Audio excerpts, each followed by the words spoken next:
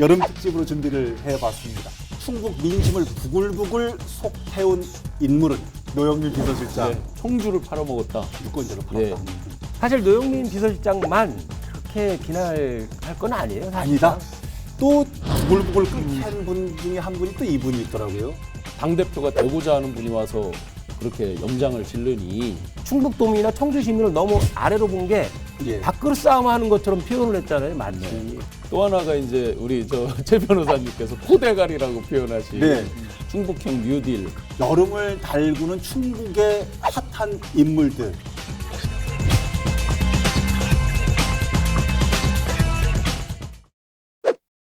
여러분 안녕하십니까. 라이벌의 불꽃 토크 대결 리얼 토크 한판입니다. 최용현 변호사님, 신용환 교수님 오늘도 함께하겠습니다. 어서 오십시오. 네, 안녕하세요. 안녕하세요. 안녕하십니까.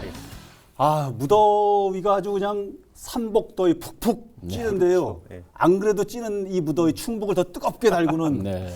핫한 인물들이 오늘은 그래서 특별한 시간으로 여름 특집으로 남양 특집?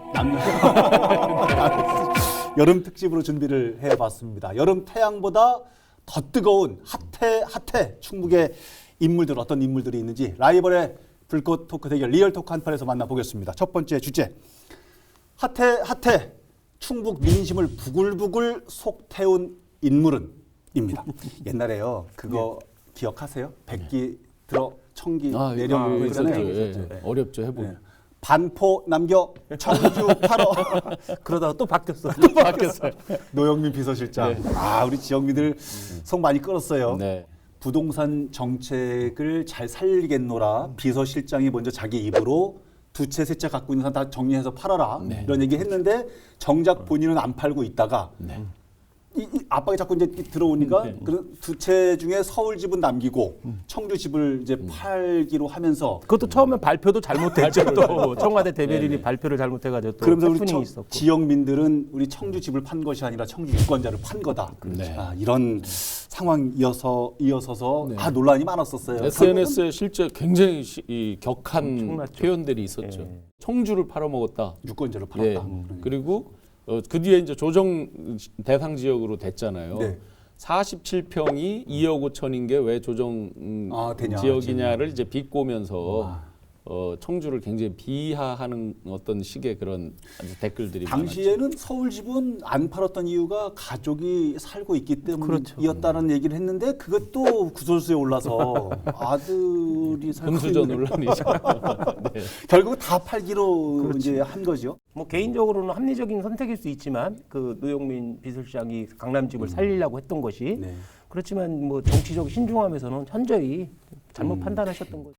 사실은 이제 여러 변명일지 해명일지를 하셨는데 네. 그게 더 이제 부글부글이라고 저희가 지금 소제목처럼 뭐가 하셨는데 진실인지 몰라. 예, 더 부글부글하게 만들었죠.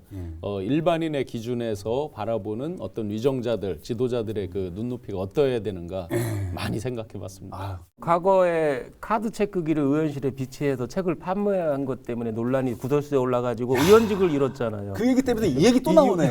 요번에는 청주집 아파트 매매권으로다가 무주택자가 되셨어요. 진짜.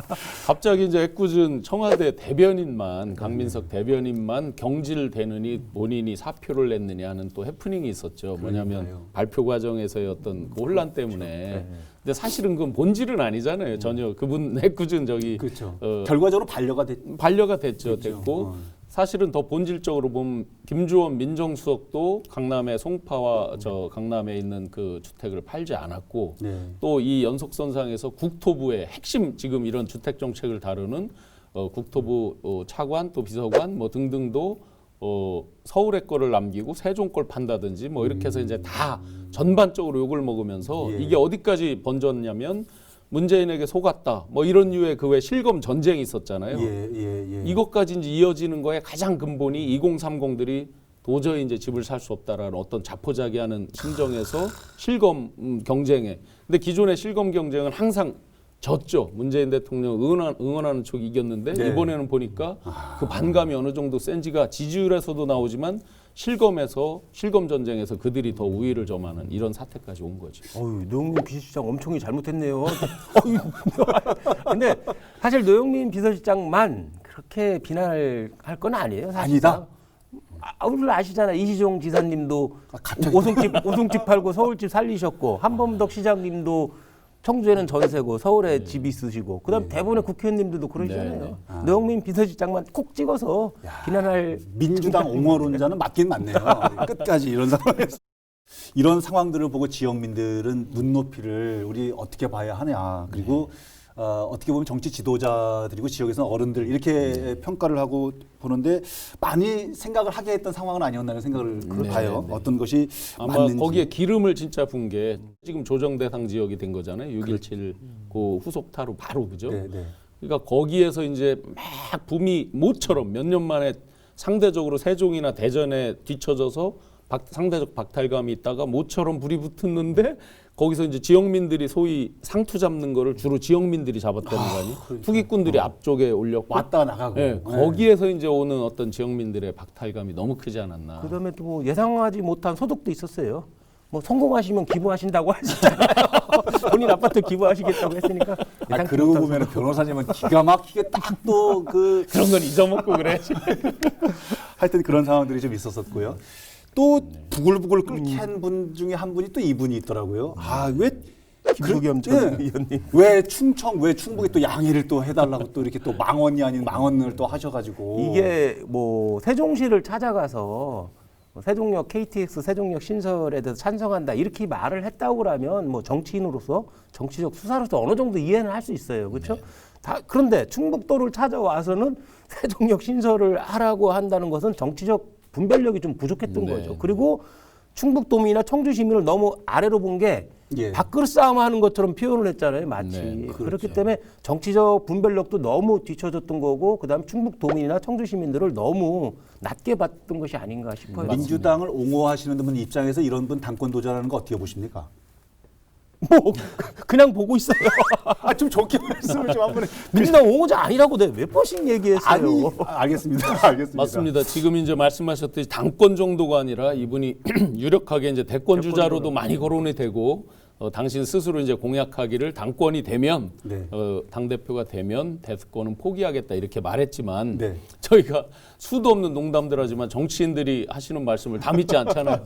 당 대표 된 이후에 무슨 재보궐을 승리한다든지 뭐 해서 그 뒤에 뭐 대권으로 갈지 말지는 모르는 상태에서 마침 충북도청에 와서 기자 간담회를 하는 자리에서 뭐 속된 표현으로 염장 지른다고 그러죠. 저도 머리띠를 두르고 어깨띠를 두르고 오송역 앞에서 걸기대를 뭐 하고 마이크도 잡아보고 했지만 정말 왜 이 세종역이 불가하다. 우리가 그냥 단순히 지역의 어떤 이기심으로만 외치지 않는다는 거. 국가 전체 균형 발전 이런 토론도 저희가 많이 했잖아요. 그죠? 그렇죠. 그러면 처음부터 아예 설정 단계부터 그럼 잘못됐다는 걸 인정하는 꼴이 되기도 하는 거고. 그렇죠. 그걸로 절감되는 경비랑 여러 가지 어떤 지역 갈등에 소요되는 비용이랑 해봐도 손익비용도 안 맞다. 이미 건교부에서도 안 된다라는 걸 내린 거잖아요. 실제로. 그러니까요. 결론을 내린 상태에서 당대표가 되고자 하는 분이 와서 그렇게 염장을 지르니 과연 어느 도민이 이건 당을 떠나서 아마 제일 당황했던 건 민주당일 거예요. 그래서 지역의 민주당이죠. 아주 이거 잘 모르고 염장을 지르는 게 아니라 알기를 우습게 하는 충북을 알고 우습게 다만 하는. 김부겸 전 의원이 바로 다음 날 사과를 넘어서 발언 취소를 해버렸잖아요. 그 점은 좀 다행스러운 것 같아요. 본인이 취소하면 취소되는 겁니까? 아니 사과는 할 수 있는데 발언을 취소하는 경우는 거의 없거든요. 발언 자체를 취소한다는 것은 세종역 신설 문제를 간단히 지역 간의 다툼으로 보지 않고 뭔가 근본적인 문제가 있는 거를 의미하는 걸 수 있거든요. 그런 의미라고 하면 발언 취소한 거는 정말 반가운 일이죠. 반갑다. 그런 다행입니다. 의미로 다 발언 취소를 하신 거라면 하는 것 전제에 제가 보기에는 뭐 정말 훌륭한 분이고 행자부 장관 때 제천에 오셨을 때도 만나서 이렇게 차 마시면서 간담회도 해보고 참 훌륭하신 분인 거 맞는데 그 지역을 방문할 때는 누구든지 지역 현안을 파악하고 오잖아요. 그렇죠. 또 핵심 쟁점 같은 건 더 조심해서 오잖아요. 그렇죠. 좀 죄송하지만 저희 지역의 현안, 핵심 현안이라는 거를 놓치고 오신 거 아닌가 하는 생각이 들어요. 이런 정도 상황이면 전혀 모르는 것 왜냐하면 같아요. 표현 중에 그게 있었어요. 이렇게 한다고 해서 충북을 홀대하거나 이런 게 아니다. 충북 도민들이 좀 양보를 해주실 필요가 있다. 그러니까요. 이런 식의 표현을 했어요. 그리고 세종에 내가 근무해 보니까 불편하더라. 이런 표현을 했거든요. 자, 그러면 지금 이제 그 공무원분들이 말하는 소위 말하는 서세종 KTX 네. 역 지금 설치하고자 하는 것과 오송과의 차이가 어느 정도냐? 맥시멈 5분이라는 거 아니에요. 네, 네. 그러면 여기 생겨도 그게 뭐 청사를 지나가지 않는 한 불편하기는 맞아요. 비슷한 거잖아요. 내려서 어쨌든 뭔가를 교통편을 타야 되잖아요. 그렇죠. 그 차라리 지금 논의되고 있는 예를 들어 국회 분원이라든지 예. 예를 들어 청와대 분원이라든지 분사무소라든지 이런 것들을 그 중간지대에 놓으면서 이 역을 어떻게 활성화하면서 서로 생활 편의를 효율성을 도모할 건가 이런 논의로 가야지 서세종에 한다고 그래서 대단히 편리해지는 것도 아니고. 아니고. 사회자님 네. 오늘 세종역 신설이 정당한가 그 토론하는 시간이에요. 아유 왜 자꾸 세종역 신설 얘기가 문제 나왔으니까. 얘기 나왔으니까. 그래서 제 결론은 네. 핵심 현안인 거를 그리고 지역민들이 얼마나 민감해 있는지를 전혀 모르고 모르고. 오신 것 같다. 아, 네. 저쪽은 세종역 신설 반대, 여긴 찬성이구나. 아유, 저는 지역을 부글부글 끓게 했던 인물 가운데 한 분이었던 건 맞는 것 같고요. 그렇죠. 이분들 말고 또 있습니까?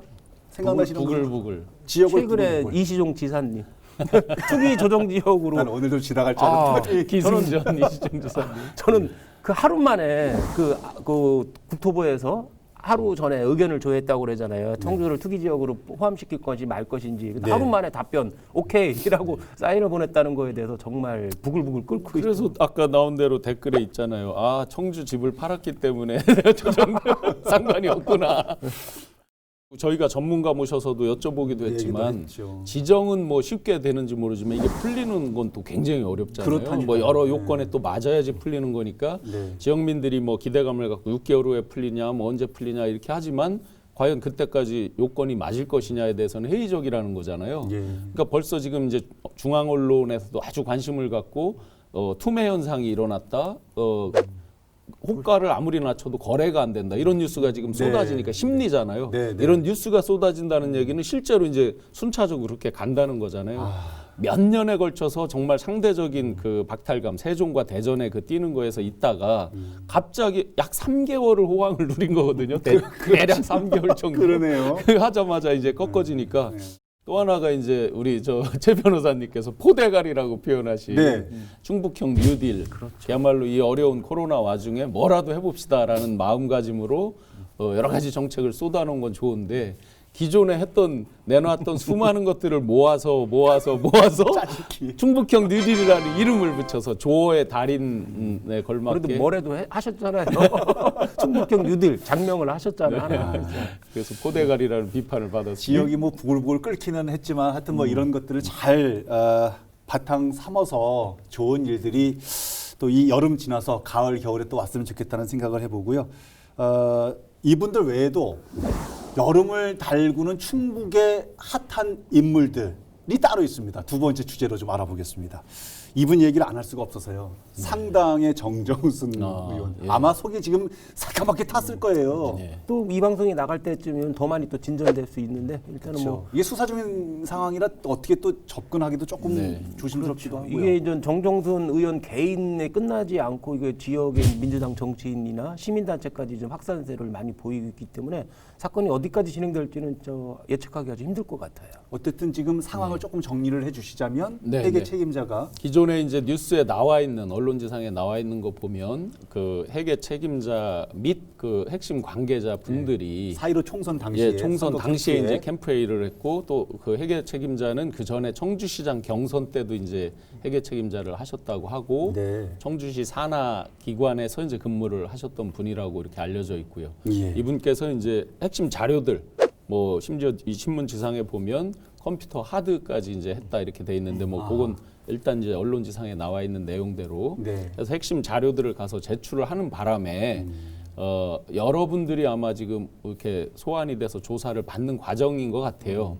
근데 이제 대부분이 부인을 하는데 핵심 자료가 제출돼 있기 때문에 부인의 한계가 있다. 이제 이렇게 알려져 있고 또 풍문으로 많이 알려져 있고 언론에도 이미 노출이 됐지만 그 와중에 그 과정에서 지역 의원님들 지방의회 예, 지방의회 의원님들이 일부 결부돼 있을 수 있다라고 이제 이미 뉴스에 이제 노출이 돼 있죠. 그러다 보니까 사실은 지방의회 지금 원구성된 지가 얼마 안 되잖아요. 저 그렇죠. 후반기. 네. 그래서 더 이제 혼란스러움이 있겠죠. 그럼 보궐선거가 더 넓어지겠네요. 잘못하면. 그런 지금 예상도 언론에 있습니다. 지금 정정성 의원 당시 이게 본인이 잘못을 많이 안 했다고 치더라도 회계 책임자가 처벌을 받게 되면 300만 원 이상 선고받으면 300만 원 이상 처벌받으면 회계 책임자가 300만 원 이상 같이 받으면 처벌되는 거죠. 의원직을 상실하죠. 형사처벌은 안 받더라도 회계 책임자가 300만 원 이상 형사처벌을 받으면 해당 의원이 의원직을 상실해요. 그러니까 만약에 1심에서 받으면 통상은 왜 이렇게 본인이 2심, 3심. 너무 많이 받았다 해서 이제 저 항소 상고를 하잖아요. 네. 근데 이제 항소를 포기하면 형 확정이 되는 거죠. 지금 말씀하신 대로 그렇게 이거 뭐 좀 농담이지만 그런 얘기도 있더라고요. 본인이 300만 원 이상 받아가지고 아예 처벌을 바꿨다라는 이런 식의 농담도 시중에 많이 돌아다니는데 진짜인지 아닌지 모르겠는데. 근데 이제 질문이 그렇게 이제 예를 들어 본인은 항소를 포기했어요. 근데 만약에 검찰이 너무 형을 낮게 때렸다 해서 검찰이 항소를 하면 어떻게 돼요? 만약에 어느 쪽이건 항소를 하면 하면 확정이 안 안 되는 되죠. 거죠. 그럴 가능성도 있는 겁니까? 그러니까 검찰은 아무 가능성이 만약에 있겠죠. 시중에 돌아다니는 농담처럼 본인이 항소를 안 해서 확정시키려고 한다고 하면 검찰에서 하는 게 맞겠죠. 검찰에서 해야죠. 이거는 당연히. 그러면 이게 무슨 뭐라고 그럴까? 이게 뭔가 이 음모가 있는 거죠. 그렇게 된다고 그러면. 그럼 검찰 내에서는 당연히 항소를 하겠죠. 정종순 의원 같은 경우는 그 사실이 진위 여부나 향후의 수사나 재판 결과 여부 자체를 떠나서라도 본인의 선거 캠프에 있었던 가장 중요한 인물이 본인을 배신했다, 본인을 등을 돌렸다, 이 구설수에 올랐다는 자체가 향후에 그죠 정치인으로서 큰 흠집으로 남을 겁니다. 그래서 제가 오늘 이제 자료를 준비하면서 인터넷 검색을 해보니까요. 청주 지역 4분 의원님의 이렇게 활동, 충북 지역 8분 의원님의 활동을 이렇게 쭉 검색을 해보니까 가장 활발하게 지금 움직이신 분이 정정순 의원님이세요. 그중에 대표적으로 청주 조정 대상 지역으로 지정된 거 잘못됐다, 철회해야 된다라고 앞장서서 지금 외치고 계시고 이 와중에 이시종 지사님하고 이렇게인가? 갑자기 뭐 얘기만 나오면 이시종 지사 자꾸 종착역이 글러가네요. 반면에 윤갑근 미래통합당 상당 협의회장, 협의회장 이게 민주당하고 통합당하고 이게 달라가지고요. 이분은 도당위원장으로 단독 추대가 됐다고. 그러니까 도당위원장의 규정을 보니까 정말 누구든지 출마를 할 수 있더라고요. 저는 무슨 위원장님들만 하는 줄 알았는데 누구든지 어떤 당원이든지 본인이 응모해서 그러면 이제 복수가 되면 선거를 해야 되는 거더라고요. 이번에 나가고 싶었는데 규정을 모르셨구나. 그래서 못 나가셨구나. 그 보니까 이제 저는 단독으로 해서 왜 이거를 공고를 하고 그 후보를 모집하나 이렇게 생각을 했어요. 처음에 이제 규정을 잘 모르고 근데 찾아보니까 누구든지 응모할 수 있어서 공고를 내고 신청을 받아야 되더라고요. 그 절차는 다 거쳐서 이제 도당위원장이 확정이 되셨죠. 기존에는 이제 뭐 지역구 당협위원장들께서 이렇게 해가지고 했기 때문에 그러는 줄만 알았더니 전체 지역의 8개 지역위원장분 중에 6분하고 같이 이렇게 협의를 해가지고 이번에 되셨다고. 아마도 앞서서 얘기했던 정정순 위원 뭐 이런 여러 가지 관련이 보통 도당위원장 보통 어느 당이건 도당위원장을 할 때는 이 본인의 뭐 바로 직면한 뭔 사안이 있는 경우가 많은데 그렇지 않은가요, 보통? 아무래도 이제 상식적으로 보면 뭐 예를 들어 지금은 굳이 정치로 보면 정치의 계절이 아니잖아요. 그렇죠. 이 사이클로 보면 약간 이렇게 밑에 있는 사이클이잖아요. 서로 조용조용 이제 각자 지역구 관리라든지 뭐 이런 식으로 하시는 시기인데 어떤 대외적으로 두드러지게 뭐를 할 만한 거리가 있을 때 이제 어떤 역할을 맡고 하는 게 이제 통상적인 선례로 보면 지금 가장 이제 핫하게 올라와 있는 청주 상당 그런 측면이 감안해서 아마 서로 각 위원장님들께서 그렇게 합의를 하시지 않았을까. 연관이 있을 것으로 예측이. 저는 그렇다면 궁금한 거는 뭐 혹여 정정순 의원이 낙마하는 사태가 발생한다고 그러면은 이제 거기 도전자들이 배려 차원에서 윤곽근 도당위원장이 됐다라고 이렇게 이제 해석할 수 있는 측면이 있다고 그러면 왜 정우택 전 의원이나 우리 신용환 교수님은 가만히 계시죠? 왜? 왜 가만히 왜 계시냐? 도당위원장 두 분은 왜? 자, 답변을 한번 들어보겠습니다. 경선을 안 하시고. 다 순서가 있는 것 같습니다. 아마 정우택 의원님은 직전 도당위원장이셨으니까 이제 어느 정도 또 기존에도 여러 번 하셨고 하니까 아마 이젠 그 정도에서 양보하시는 것 같고 본인은 규정을 몰라서 아니요 저희는 이제 순서가 다 있으니까 저 사이클이 있으니까 예. 지금은 아니고 조금 있다가 하시는 모양이에요. 아직 타이밍이 안 됐나 봐요. 좀 더 다 배우고 해야죠. 상당에 지금 이제 이렇게 되다 보니까 예. 조기에 이제 제가 진짜로 어제 저녁에도 모임을 하는데 이 자연스럽게 얘기가 나와요. 그리고 뭐 여러 떠드는 시중 소문도 막 얘기들도 하기도 하고 예. 그러다 보니까 그러면 만에 하나 물론 뭐 당사자인 정정수 의원께는 불경스러운 말씀이지만 만에 하나 어떤 일이 생긴다면 민주당에서 누가 나올 거냐 이런 이야기가 굉장히 이제 많이 나오더라고요. 그렇죠. 뭐 정종순 의원님에게는 할 말은 아니지만 시중에 나도는 얘기는 뭐 많이 있으니까는. 네, 네. 그럼 어떤 분들 나오는 분들 호명되는 분들이 계세요? 일단은 뭐 윤곽근 그 후보가 전에 후보했었잖아요. 그렇기 예, 때문에 예. 그분은 당연히 예상되는 거고. 그건 이제 미래통합당 쪽에 이제 후보 민주당 같은 민주당이죠. 경우는 이전에 나왔던 김영근 가스안전공사 사장 전 예. 사장하고 그다음에 이현웅 원장, 예, 예. 그다음에 이전 장선배 도의장도 전 도의장도 상당히 그 지역에 연고가 깊잖아요. 그렇기 네. 때문에 항상 거론되는 인물이죠. 그런 분들이 뭐 시중에서 많이 떠들고 있죠. 민주당. 예. 기존에 이제 경선에 참여했던 분들 위주로 말씀하시는 거죠. 거기에 추가로 이제 장선배 도의장 전 네, 도의장이 네, 이제 네. 도의장을 내놨기 때문에 예, 예. 충분히 도전할 수 있다 이렇게 얘기가 많이 뭐 돌고 또 있죠. 이제 일설에서는 만약에 그렇게 되면 전혀 다른 삼자를 할 거다 이제. 저요? 들켰네. 이야, 이제 글로 가시는 거예요? 상당부에서 한번 붙어봅시다. 야, 한판 테이블을 글로 가지고 가야 되는. 아, 또 왜 다른 뭐 인물들이 있으세요? 거론됐던 분들. 최근에 이제 저희 지역만의 뉴스가 아니라 아주 핫하게 지금 민주당의 김태년 원내대표. 원래 이제 출신은 전남 순천 분이신데 이분이 이제 느닷없이 세종으로 처음에는 우리가 국회 분원 얘기만 있었잖아요. 예, 예, 기존에. 예, 예. 근데 청와대고 뭐고 다 하여튼 가자. 정부 기관을 다 옮겨야 된다. 그래서 진정한 수도 이전을 해야 된다. 이렇게 하면서 핫하게 된 상태에서 미래통합당 측에서는 아유 갑자기 이런 다른 어떤 정책의 부동산이나 이런 거를 덮으려고 이렇게 눈가림하는 거야 했는데 예. 저희 충청 출신의 정진석 의원께서 예. 수도 완전한 이전 해야 된다. 맞아. 찬성이다 하니까 미래통합당 내에서도 자기 지역이라고 이렇게 하는 거냐 해서 막 지금 이게 끌어오르고 있어요. 그게 이미 헌재에서 그 불문헌법으로 아예 네네, 관습헌법으로다가 서울이 수도다 이렇게 네. 나와 있기 때문에 헌법을 고치지 않는 한은 네네. 수도 이전은 거의 불가능하다고 보여집니다. 법적으로 보면 2004년에 이제 헌재가 그 위헌 판결을 했어요. 관습헌법으로 수도는 서울이다. 예. 이건 이미 국민들 모두 마음속에 다 그렇게 답이 내려져 있다라고 하면서 이제 위헌으로 했고 그걸 바꾸려면 3분의 2 이상이 찬성해야 되니까 200분이 돼야 되는 거죠. 근데 지금 민주당이 176분이니까 정의당까지 하고 이렇게 한다 그래도 한 183석 뭐 이 정도.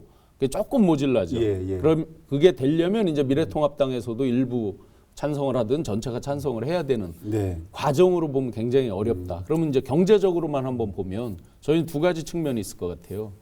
진짜 완전히 온다 그러면 저희는 경제적으로는 반대할 이유가 하나도 없죠.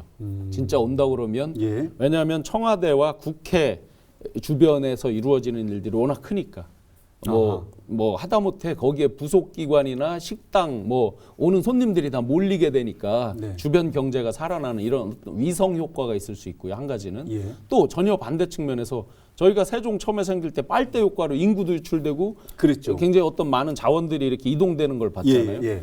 그러면 만약에 그게 세종 안으로만 집중이 된다면 오송이나 이렇게 해서 같이 되는 게 아니라 세종 안에만 진짜 설치가 된다면 다시 한번 빨대 효과로 손해를 볼 수도 있어요. 또 다른 양극화가 사회자님. 만들어지는 거예요. 예, 왜요? 일본 왜? 세종역 신설 찬반 뭐 예. 따진 거고 지금 또 세종을 수도로 만들고 찬반 따지는 거예요? 난 반대야. 저쪽은 어쨌든 간에 그런 논란들이 최근에 이뤄져 가지고 지역에서 뜨겁게 얘기가 좀 있었어요. 여기서도 이시종 지사님이 나와요. 4개 그러니까 이시종 지사님 포함해서 대전, 세종, 충남 네 분이 모여서 예. 공동 성명을 발표했어요. 빨리 이전해라고. 이시종 지사님 빨리 이전해라고. 이시종 지역의 지사님까지는 충북의 또 핫한 인물은 박문희 도의장이죠. 뭐. 충청북도 의회. 충청북도의 의전서열 2위잖아요. 그렇죠. 도의장이 이번에 네. 새로 도의장이 됐는데 사실은 뭐 경선 과정이나 최근에 있던 상임위 위원장 구성에서 이제 구설수에 오르긴 했지만 네. 그래도 지역에서 오래 정치를 하셨기 때문에 네. 향후 도의정을 제대로 좀 잘 이끌지 않을까 싶어요. 기대되는 인물은 맞죠. 기대가 되는 겁니까? 바람입니까? 개인적인 기대고 바람이. 그 처음에 원구성에서 이제 여러 트러블이 있다가 그 뒤에 이제 원구성은 됐잖아요. 근데 그 뒤에 본회의에서 또 여러 의결이 또 무산되고 하더라고요. 네, 계속 보류도 됐고 보류가 되고 예. 뭐 이런 과정에서 원만하게 잘 정리하실 거다. 그렇죠. 예. 기대 반 바람 반 자주 뵈야 되는 분이세요 혹시? 박문희 의장님이요? 잘 몰라요. 또 한 가지 이제 이시종 지사님이나 한범더 그 시장님을 잘 봐야 될 것 같아요. 왜요 또? 민주당이 지금 현재 발의한 아주 큰 법이 하나 있습니다. 임대차 보호법하고 주거 주택 무슨 법에 보면 민주당에서 시도지사가 전월세 그 기준 가이드라인을 정하게 지금 법 개정을 올려놨잖아요. 그래요? 그 최근에 아주 예. 핫하게 올라온 거예요.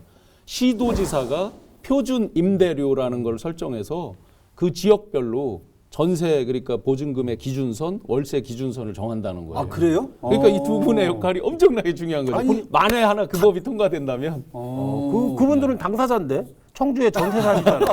당사자인데 그 법을 자기들이 정하면 안 되는 건데 원래. 그러면 그래요? 낮게 정하시겠네. 충북을 뜨겁게 달군 인물들을 좀 얘기를 해봤는데요.